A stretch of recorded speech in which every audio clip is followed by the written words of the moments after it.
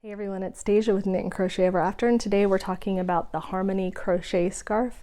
This is one of my free, limited time only patterns. If you are new to my channel, I will release some of my patterns as free patterns forever. Some will go straight to my Etsy and Ravelry shop as a paid pattern forever. Well, I usually release them free eventually, but they start out as paid, and then I have ones like this where they are free in the beginning and then they turn into a paid pattern. Why do I do that? Because I'm rewarding the people that are supporting me. People that, like you, hopefully are subscribing and hitting that notification bell so that you know right when one of my videos, not one of my patterns, or both, when my video is released, and you can go watch it and see, is this one of those free limited time only patterns? I better go download it right now before it becomes a paid pattern. So I want to reward people. I want them to experience some of my paid patterns if they can't afford them, or if they're having trouble, or if they, it's a rough time right now. So I'm trying to give back to those that are supporting me. So I want you to definitely be able to get these for free for as long as you can, but I do only keep them free for a limited time, and it's always varies. It could be a week or a month or whatever it may be. If you see in the description that it says free, it's free.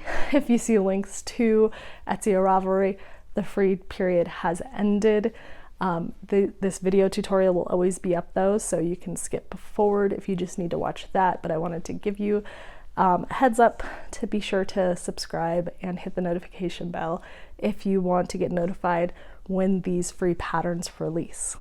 Okay, let's get to the pattern. So this is the Harmony scarf. This one is made with Uru speckled singles in Undertow, which is a Knit Crate yarn. I'll link to Knit Crate down below as well. Knit Crate is a yarn subscription service, and so this is you definitely don't have to use the same yarn. Just get a fingering weight yarn, and the drapier the better. So alpaca, wool. I know some people have wool allergies.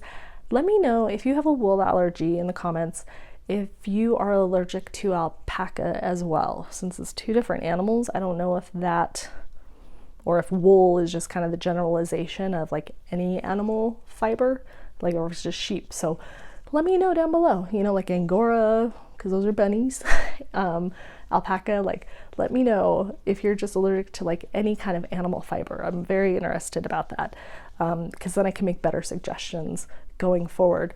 But a fingering weight yarn and a 4mm hook, which could be an F or a G depending on the maker, and this creates this beautiful kind of open work lace pattern and the pretty ruffle edging. I just love how this turned out, and it could be, you could go spring time, fall, winter, anything, depending on how much you wrap it up. So it could be like a little shawlette, it's wide enough that it could kind of drape around and hide the bat wings. So it's got some good uses.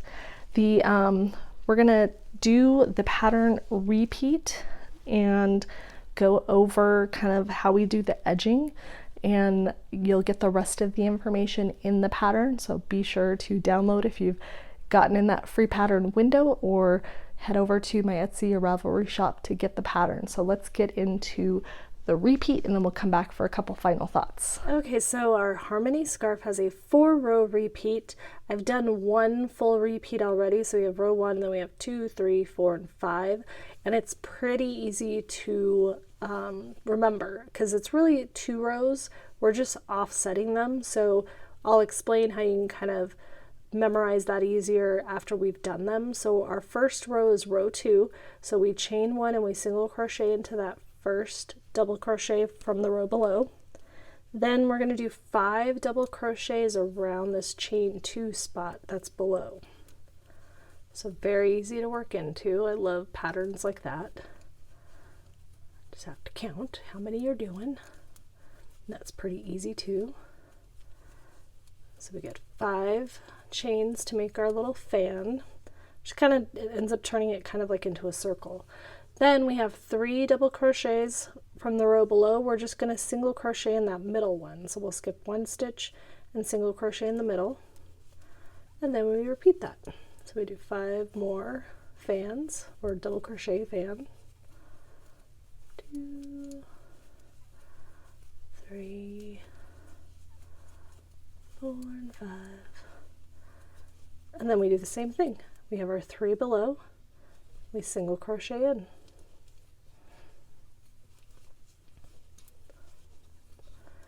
We do this all the way across. So you continue with your fans, 4, 5. And this is a really easy row because you start with the single crochet and you end with the double crochet. Got too much slack. You start with a single crochet and you end with a single crochet. So we do one more fan at the end. 3, 4, and 5. And this was a turning chain over here, so I'm working into the 3rd chain from the bottom, which would be the top of like a double crochet, because we're counting it as a double crochet. Normally I would do a tall chain for these chain 3s, but because we're putting a border on it, it doesn't really matter. It's going to be completely covered, so you can just do chain 3s or whatever you prefer. So now we are on to row 3, and it's basically working into our fan. So you can see how we have 3 double crochets kind of in the middle of the fan. So we need to get up so that we can work on these fans. So we're going to do 4 chains. So it's going to count, and the 3 chains counts as a double crochet, so we're getting up to height for a double crochet. Then we're doing 1 more chain so that we can skip this stitch and start working in the middle. So we're going to do 3 double crochets in the middle 3 post of our fan. So you can look at it, and here's 1, 2, 3, 4, 5. So I'm skipping that first one and I'm working in that second one. So 1 in each.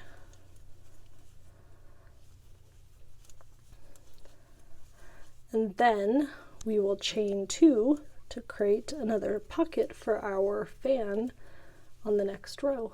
So we skip all of these and we're just going to work into those 3 middle double crochets again. So it's not really all, it's like 3, but we're skipping those 3 and we're going to work into the middle 3. So very easy to memorize this because it's very short stitches. It's a very short pattern repeat. You're kind of just looking at what you had before. Oops, I always hit my set. So we got those 3 and the 3 middles again.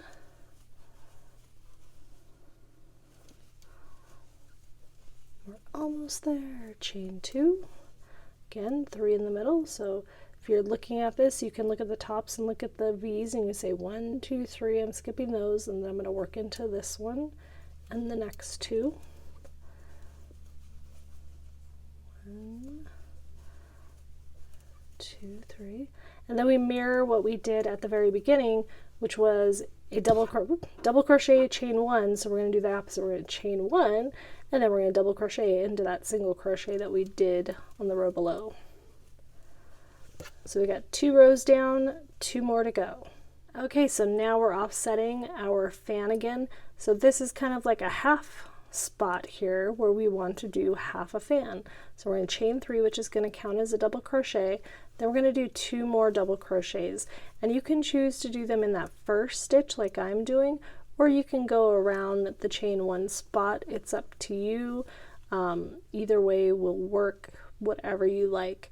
Then it's going to pull it down because it's a little fan, half fan, so we can single crochet again in that middle stitch. So it's the same thing that we were doing on row 2. We just started it a little different because we're offsetting. So now we're going to continue to do the 5 double crochets in each chain 2 spot, and then we'll mirror our beginning at our end. So we'll go over that. Let's get over to the end here because I think you get this part. 5 double crochets, 1 single crochet, 5 double crochets, you get the picture. So let's go meet up near the end so you can see how we're going to finish that off. Okay, here we are after our single crochet there. Now we've got just this spot left. So again, you can either work in the top of the chain 3, which we have chain 3 and a chain 1, or you can work around the entire thing. I just like doing it in the chain 3. It gives it a little bit more structure. So we're going to do 3 double crochets for our final half fan, just like our beginning half fan. All right. Now just one more row to go. Okay, so now we are doing our final repeat row and we have half fan, so we're going to do a half kind of thing here. So this is technically the middle of our fan, which would be where this double crochet is. So we're going to do 2 double crochets, 1, so a chain 3 that will count as this double crochet in this post, and then a double crochet in our next stitch. So those 2 count as like these 2 as we're working this way. So then we chain 2, we skip those 3 stitches, and then we come and do our double crochet in those middle 3 again. So just looking at what you have below will remind you what you need to do.